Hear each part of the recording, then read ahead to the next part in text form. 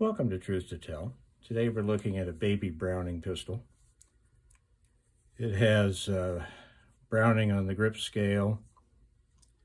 It has 6mm 35 on the barrel, indicating it's a 25 ACP. That's the 6.35mm European designation.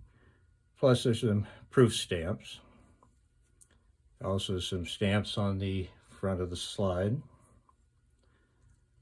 On the left side of the slide, it's marked with Browning Arms Company, made in Belgium, serial number. Safe position of the safety, no marking for the off-safe, Browning on the other grip scale. The original ones of these had baby on the bottom of the scales.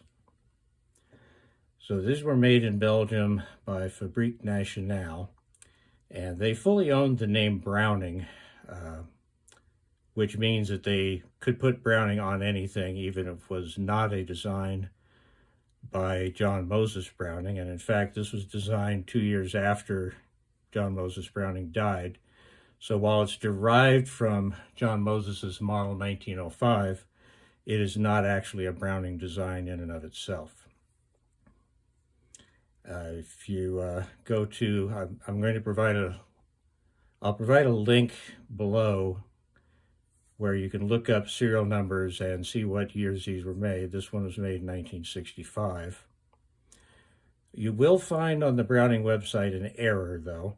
They confused the M1905 Browning with the baby Browning, so that's not correct. M1905 was a separate model that was designed by John Moses Browning and was still made and imported after his death, but they wanted to modernize and make a newer pistol, so they came up with this one. And this was imported from Europe by the Browning Arms Company from 1954 to 1968, when importation was killed by the Gun Control Act of 1968. The controls on it, there's a safety, obviously a trigger, and that's about it. There's a little latch down here to remove the magazine. The magazine also has a marking on it, and it says FN. Yeah, there, now you can see it.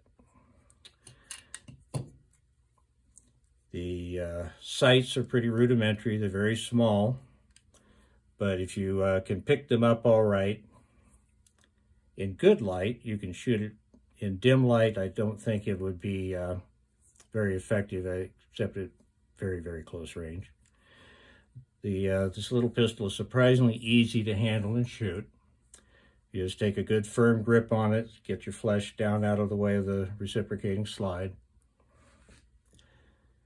and you can really clamp your hand on it to hang on to it for retention and fire it with your middle knuckle.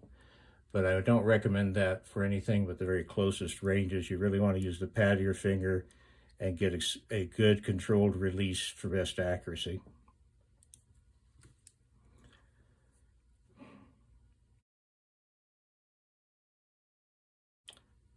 Takedown is pretty straightforward. You have a notch under the slide that will lock it back into the takedown position. You take the magazine off to the side, rotate the barrel, take the slide off, take the recoil spring and its guide out of the frame, take the striker and its spring and guide out of the slide, rotate the barrel back up and slide it out. And that will do for your basic cleaning, where you really just want to take an oily rag, wipe the powder residue off, put a swab through the barrel, and when it's clean and well lubricated again, then you put it back together in the reverse order. So the barrel goes in here, it's keyed like that. Rotate it into the recess in the slide. And here you can see the two locking recesses for the safety bar. The striker goes back into the slide with the sear catch up. recoil spring and its guide go back into the front of the frame. The two parts come together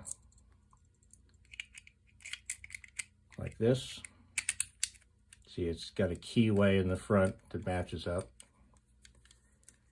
And then you pull it back far enough to put it in the lock and rotate the barrel, and it's assembled. As I said, it's got a magazine safety. That means that the gun can't be fired without a magazine in it, and in fact, it can't even be cocked without a magazine in it. So you see the cocking indicator does not protrude. So I'll put the magazine in, and now only with the safety fully off will it cock. And then that little protrusion here can be felt and seen. But without the magazine in it, it can't be fired. You have to put the magazine in and have the safety off in order to fire it.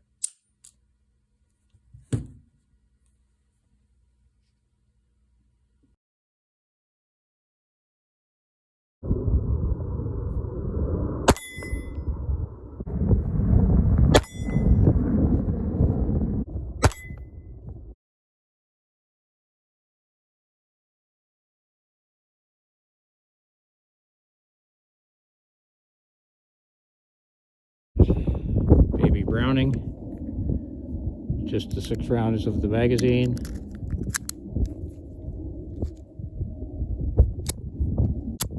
All right.